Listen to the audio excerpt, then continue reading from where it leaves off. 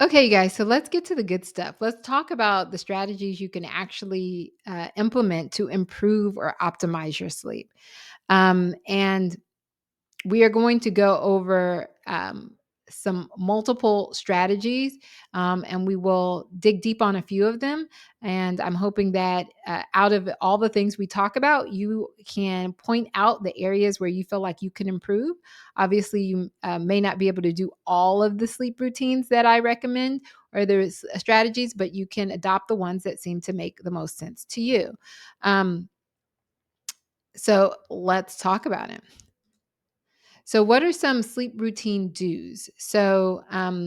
You want to plan for 8 to 9 hours of sleep. So, what I mean by that is that you want to think about what time do you have to wake up in the morning, and so what time do you need to be in bed so that you can get that full 8 to 9 hours of sleep. So, you want to plan.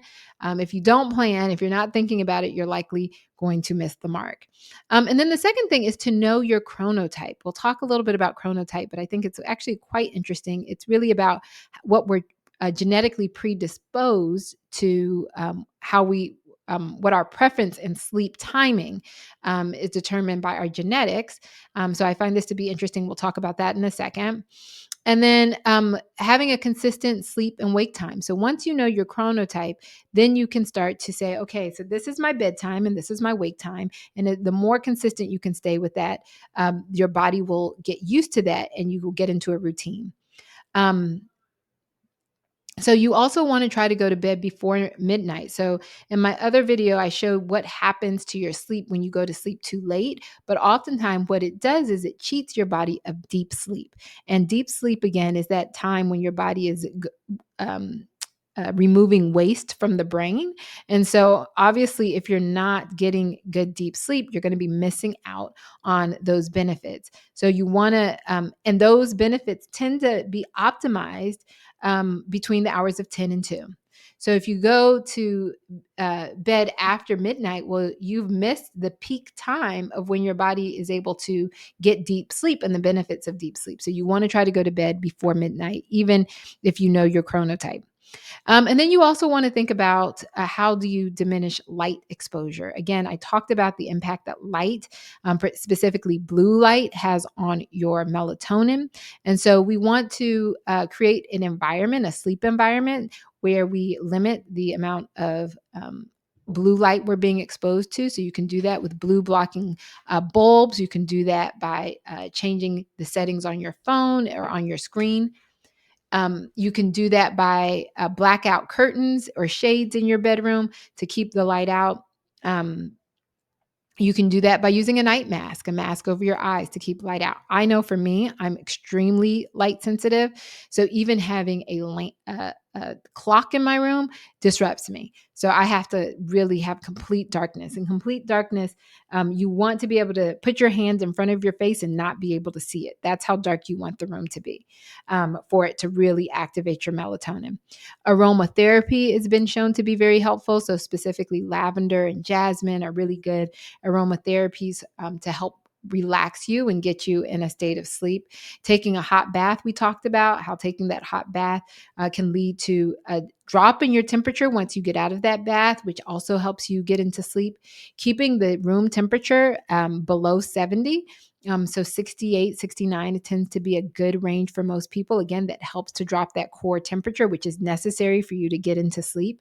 And then you want to make sure you're comfortable. So mattresses, sheets. I never thought how amazing sleep could be until I got these specific sheets on my bed. Oh my gosh, it like was a game changer. And then thinking about botanicals, so like a nighttime tea can often be something that will help you just get into a space of rest. If you do have a lot of on your mind or a lot of stressors, sometimes journaling before you go to sleep allows you to get those things and those thoughts off of your mind so that you can put them to bed. No pun intended. And then a bedtime routine. So sleep stories. So that's why a lot of these apps, the Calm app, Insight Timer, all of these apps are really big on sleep stories because they've been shown to actually help people fall asleep. You take your mind off of the day and make that transition to sleep. So I talked about your chronotype. So this idea of being like a morning lion or a night wolf or a night owl is a term that's often used. And so basically, what this concept is, and this is new research over the last couple of years, where we are actually realizing that you may be predispositioned to prefer. A different type of circadian rhythm than other people. So, for example, there are lions who are morning people and wolves that are similar to night owls. So these are night people. And so this chart actually, if you know where you lie on this scale, it will help you understand. Well, if I am a morning person and I and be most productive early in the morning. And I really need to get my sleep at night. I need to be in bed by 10 at the latest to be able to get to really feel like I've gotten good sleep. But if you're a morning person and you are staying up late at night, that can really disrupt your productivity and your ability to feel great. And so understanding where you are really helps you decide what the right bedtime is for you, what the right wake time is for you. And because we live in a society where it kind of forces most people to be morning people, you've got to get up, take the kids to school, work starts at a specific time, then that can really be detrimental to wolves, right? Because they're not going to function the best first thing in the morning. And then you have the bear, which basically just sort of ebbs and flows with daylight and the sun and the moon, and so they might be somewhere in between. They're not exactly a lion, they're not exactly a wolf, they just kind of fluctuate through the day. But these people really need their sleep. When it's time to go to sleep, they need that full 8 hours. And then you have the dolphins. So these are the people who are, they could go either way. They'd be morning people, night people. They tend to have uh, worse um, functioning during the day, or it might just vary for them. These people are less predictable. I'm actually a dolphin, although I would consider myself to be a morning person.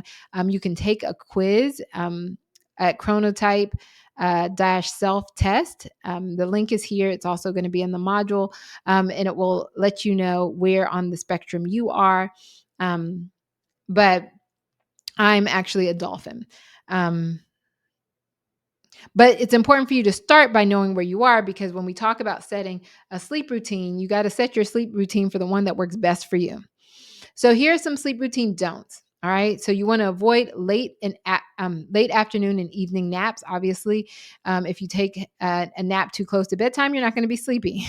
So you want to avoid that. If you are going to take a nap, you don't want your nap to last longer than 45 minutes. But I would even say 15 to 20 minutes is ideal. If you're going to get a power nap in, you really don't want it to be more than 20 minutes, but you definitely don't want it to be 45 minutes or above. But you want to shoot for like a 15, 20-minute nap if you're going to take one. And you want to take it early in the day, not at like 6 o'clock. You want to avoid large or spicy meals, again, because that can affect your hormones as well as reflux and other things that might impact your sleep. You want to finish your meals 3 hours before bed. You don't want your body focused on digestion when it should be putting all of its energy towards sleep. So, like I talked about, that early stage of sleep, where you get your deep sleep, if your body has to focus on digestion, your deep sleep is going to be less efficient. So you want to, you want your body to be done with digestion before we get to sleep. You want to avoid drinking liquid more than 8 ounces right before bedtime. Obviously, that can impact you getting up in the night to go to the bathroom. You want to avoid caffeine after 1 p.m., and that will vary depending on if you're a slow or a fast metabolizer. I have to, if I'm going to have caffeine, and I'm just talking about either black or green tea, not even coffee or espresso, but I've got to be done by 10 if I'm going to get a good night's sleep. I've also got to avoid alcohol if I know that sleep is important to me.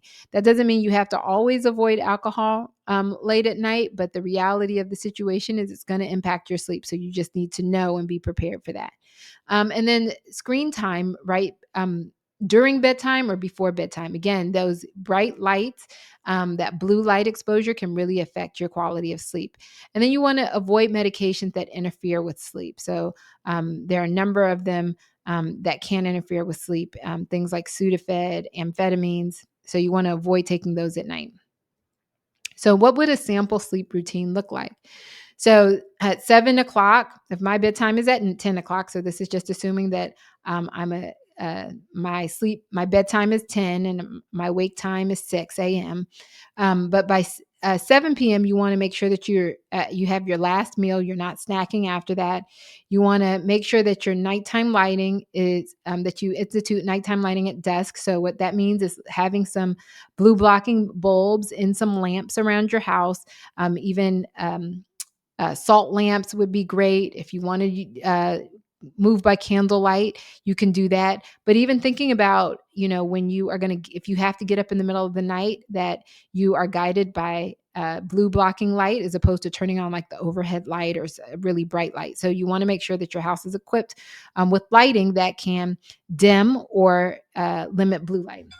Then you want to also limit your electronics with blue blocking glasses. So if you're going to be on electronics, you want to make sure that you are wearing blue blocking glasses. We can talk about that if you have questions. And then you want to avoid stressors, right? Because you don't want to go to bed with something heavy on your heart. So if you know you've been busy all day doing something stressful, you want to stop that around a couple of hours before bedtime. And then at night and PM, knowing that I'm going to go to sleep at 10, it would be great, just like you have a wake up alarm, for you to have a nighttime alarm. This is that signal that says, okay, I need to start my bedtime routine. So at that time, we cut out the electronics, the TV.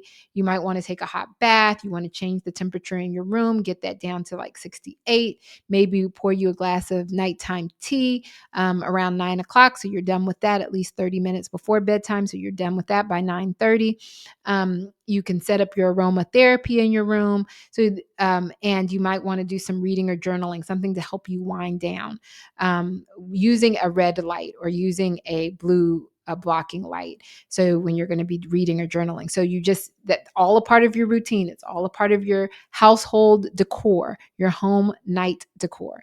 So this would be an example of a sample sleep routine. I encourage you to think about how you can institute a sleep routine and what that might look like for you. And we will talk about some strategies to deal with insomnia or people who have problems with sleeping in the next video. So I will see you guys then.